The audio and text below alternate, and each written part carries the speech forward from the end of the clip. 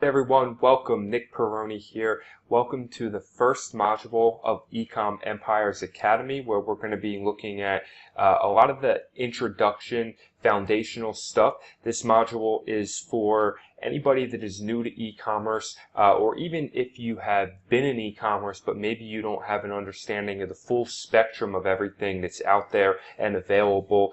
This is going to be where we start by talking about e-commerce business models and then kind of move through as a progression to work you into the foundation of how you're going to be setting up your e-commerce business and brand.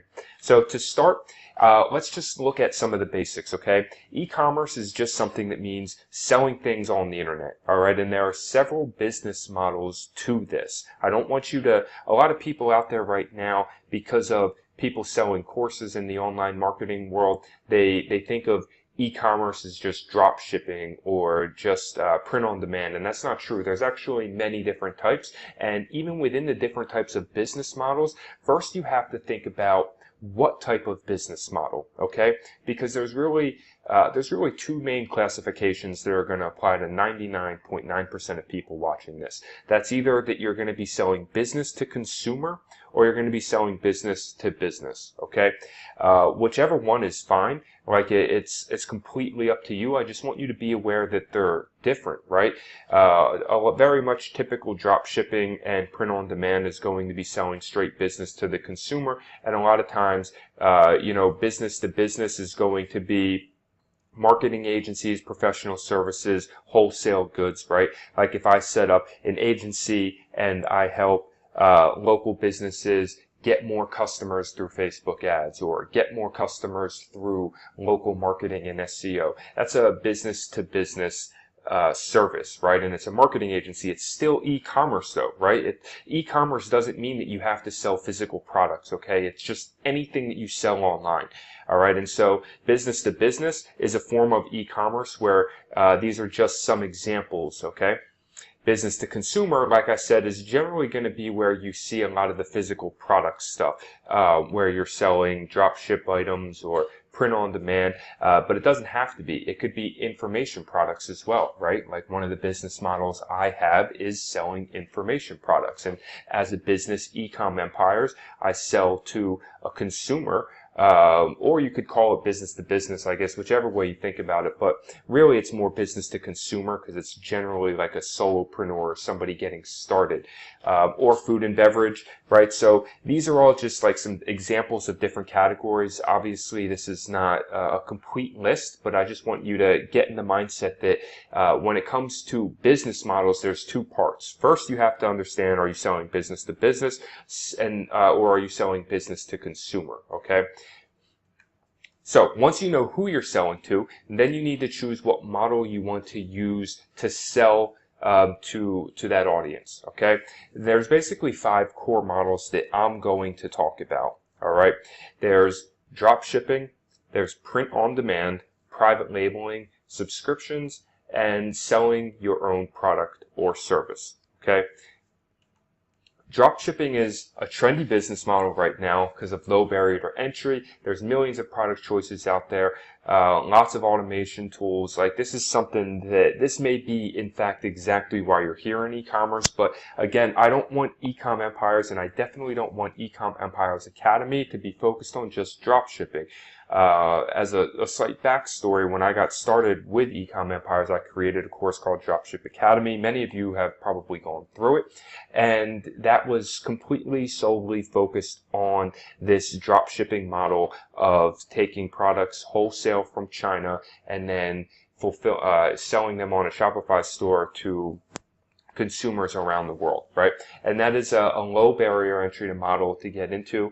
It's become very trendy because of that. It's like a make money online idea, but it's certainly not the only business model, and I'm not even going to say it's the best business model, right? Because what I want you to think about as we go through this is that there's multiple options, and then I'm going to walk you through how you choose one that you feel is right for you, all right?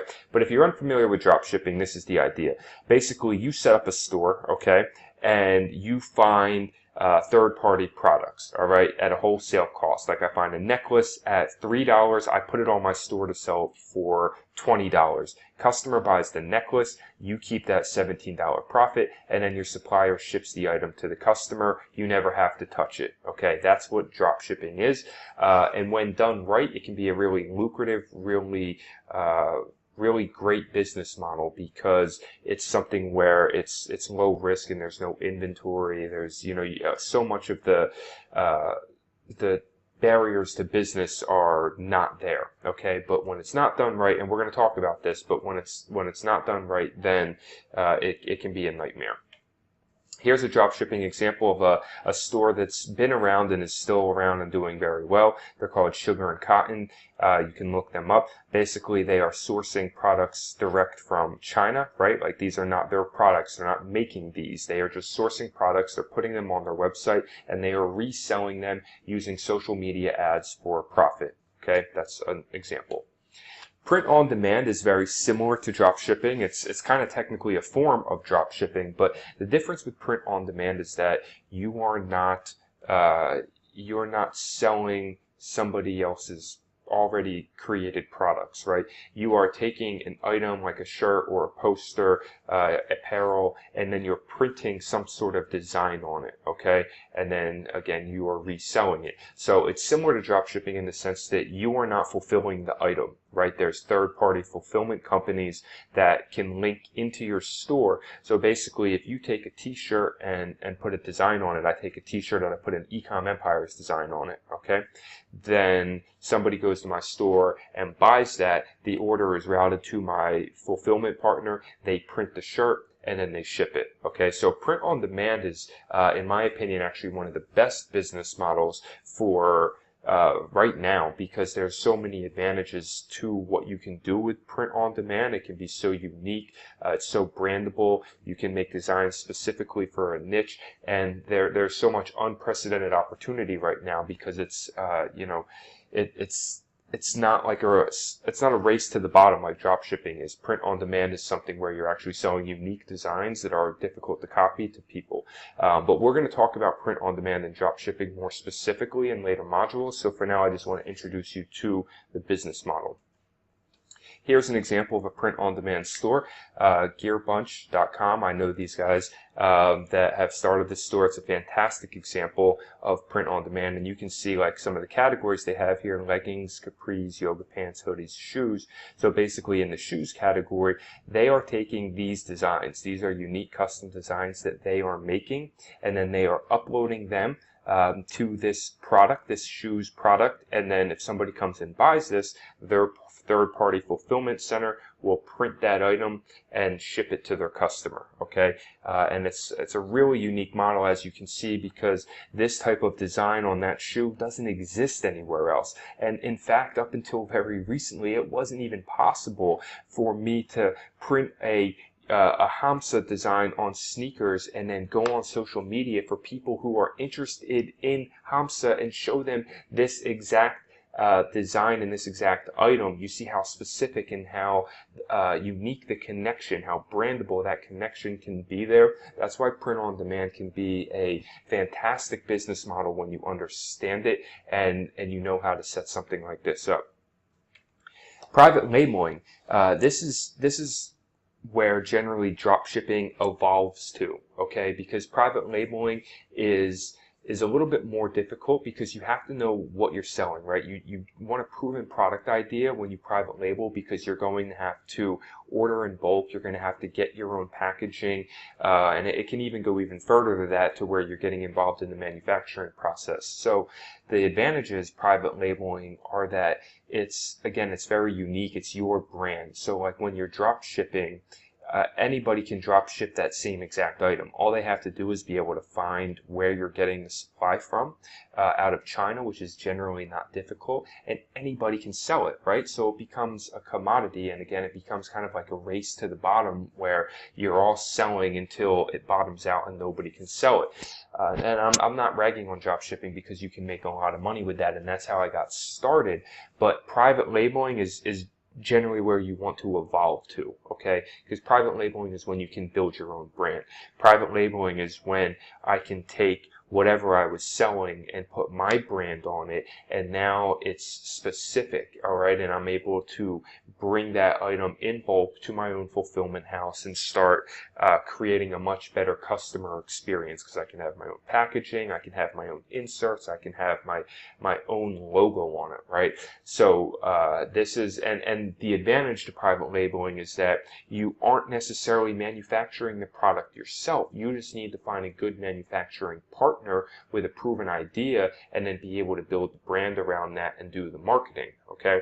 So private labeling is probably the best business model when you're able to evolve to that point. An example, I'm sure that all of us have heard of Kylie Cosmetics, which is now considered a billion-dollar company and has put Kylie Jenner on path to become the youngest billionaire ever. And the amazing thing about Kylie Cosmetics, okay, it's a Shopify store. Shopify's actually written up a whole success article on here. But the amazing thing about Kylie Cosmetics is that she did not invent this product, right? This is basically private labeling at its finest, where she was able to find a third-party manufacturer that already produces these types of items, and then she goes to them and she says, hey, I'm Kylie Jenner, I have a really massive social media brand, I want to create my own beauty product, okay? And so they take what they already have, they work with her to formulate something that is specific to, you know, what she wants and what she likes, and then she builds her own brand around it, builds her own packaging around it to make it very unique and very specific to her, and then she uses her social media brand to launch and does $300 million in sales in the first year. Now, obviously, that's not something that just anybody can duplicate, because she's one of the largest Instagram celebrities in the world. But the point is that she is not making this product. There's nothing actually super unique here except for the branding, except for her. So that's why private labeling can be so powerful, because while none of us may be celebrity influencers, you can still create an amazing brand and you can still create amazing marketing. And when you're able to do that, you stand out from everybody else that might be able to try selling the same type of thing, right? And generally, when you private label as well, you're able to bring that manufacturing in. Like, since you're working directly with the manufacturer, you're going to get even lower margins because you're ordering in larger quantities. So that's the advantage to private labeling. But again, it's not where you're going to start, right? This is where you evolve to, because you're going to have to know what you're doing, know how to build a brand, know how to market, know how to connect with suppliers. I'm going to teach you all of that stuff in this academy, okay? Because I have experience doing this kind of stuff. But again, it's still something that you're going to evolve to, because it's going to require startup investment and it's going to require time, right? So you need money and time to start a private label brand, and so you're already going to have some success, in my opinion, right? In my opinion, I think you should already have some success before you move into private labeling. Subscription model. This is also a difficult one, I think, when you're just starting out, because again, this is going to require that you know your niche. It's going to require you creating your own supply chain, investing in your packaging and branding, because a subscription model, when you're selling physical products, now it's important to note that you can sell digital products as a subscription model as well, right? And that's a lot easier because you're just delivering the content online. But most people, I think, are here to learn how to sell physical products. And when it comes to a subscription model, that's going to be more difficult. You're going to have to understand your logistics pretty well for, when somebody signs up to when their rebill is to when their product goes out, and how are you syncing all of your deliveries that they're going out and reaching a customer on a uniform time frame each month, regardless of who signs up and who drops off, right? So there's challenges there that obviously can be figured out because other people like Birchbox are already doing it and have proved this model. I've never personally built a subscription business myself for physical products. I've built one for digital products, but this is just a model I want you to be aware of and give you an example of a company that's doing this. Now, I do work with people. I have a partner right now who has built a very successful subscription box, so I understand it and I know how it works, but I just want to let you know that personally I haven't built one myself. The advantage to a subscription model, of course, is that you are creating recurring revenue, right? And that's, I mean, you still have to deal with a churn rate, but you're creating recurring revenue, and that's a really powerful thing anytime you can do that. For me personally, I like the digital subscription model better because there's no physical product fulfillment that has to be shipped out. So your margins are a lot higher, and the money's easier to collect. But either way, the advantage of subscription is a recurring revenue model, and that can be really powerful when you're able to build that. But again, for physical products, I think it's a tough place to start unless you just have like this amazing vision and this amazing idea that you're willing to invest in and spend time and, you know, go all in, right? But for, you know, that's a choice for you. You have to decide that because it's going to require time and effort to be able, and may even require investments if you don't have the money yourself to be able to get that all set up, get your packaging, your branding, your minimum order items that you need. And then finally, your own product, okay? And these are not, again, this is not every single business model in existence, but I think these are the main ones that are going to apply to just about everyone here. This could be a product that, like the Scrub Daddy, right? It could be your own product that you invented. It could be that you're a small business owner and you already have products you sell within some type of retail location and you want to expand into e-commerce. Maybe you have your own brand, whether you make the product yourself or you don't make the product, right? But that's generally where this is going to apply. Somehow you are making packaging and shipping the products on your own. All right, that's what's going to happen really for your own product until you find some type of co-packer or you hire some type of fulfillment team. Where most people start out with their own product is packaging it and shipping it right from their home, hiring family and friends to help them out, you know, hiring college kids or whatever to be able to start small and ship, and then eventually move into some type of co-packer or warehouse that can ship for you and that can integrate with your online ordering system. Okay. Now again, I also want to note here that this could be a digital product as well, right? Your own product or your own service doesn't necessarily need to be physical. This covers a lot of areas, right? This could be, if you're an existing small business, right, that has products you sell, or maybe you're like a cleaning service or, you know, a photo booth service or something that could be expanding into an e-commerce channel, and that's your own product or service. Or you could have a digital product, right? You could sell a course, you could sell some type of masterclass or any type of, you know, information that's valuable to people. But again, the point is here is that you are the one creating it, you're the one controlling it, you're the one packaging it, and you're the one delivering it, whether that's shipping it or delivering it online. This is something that can be a fantastic place to start. The only barrier to entry with your own product is you have to be the one that has the idea. You have to have something unique and creative that is already in existence or that you're already building. Okay, and here's an example from a highlighted Shopify store called Joswin's Kitchen, which is, sorry about this update here, Joswin's Kitchen, which is, you know, you can see they have their own kitchen products where they're selling, I'm not even quite sure what this stuff is, flavors, assorted flavors and seasonings, right? So they're selling Indian cooking kits. So that's what they're selling, and they're using a Shopify store to be able to list their products online, and then when somebody buys it, it gets shipped from wherever their local fulfillment center is, okay? So they started as a small business and then expanded into e-commerce.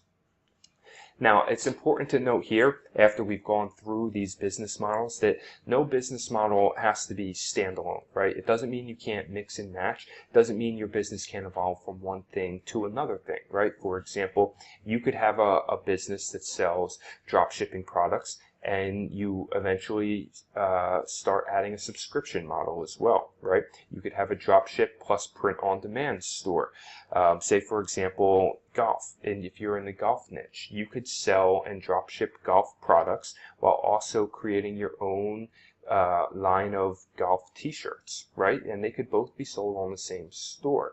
There are multiple ways that you could mix and match these types of things, even within the business to business, business to consumer model, right? If you have your own product, say you might sell it direct to consumer for your retail price, and then you may also have a wholesale price that you're willing to sell direct to businesses. All right. So this module was, or this lesson here was really just meant to give you an overview of what I think the main business models are that most people are using. Again, I believe that 95% of people are going to fall within these categories here. So if you're new and you're just getting started, I really wanted to be able to give you this introduction to understand the different models in e-commerce.